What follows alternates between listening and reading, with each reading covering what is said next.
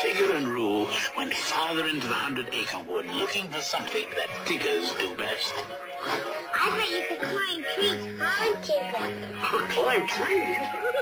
That's what Tiggers do best. Only Tiggers don't climb trees, they bounce them. Come on, let's go.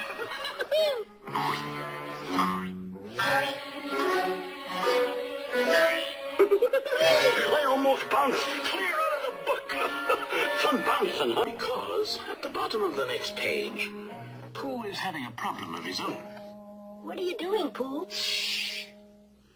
Tracking something. Tracking what?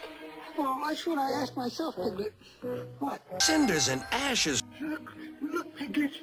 There's something in that tree. Why? It's only Tigger and Roo. Come on. Hello, Roo. Hey, what are you and Tigger doing up there? I'm all right, but Tigger's stuck. Help somebody, please.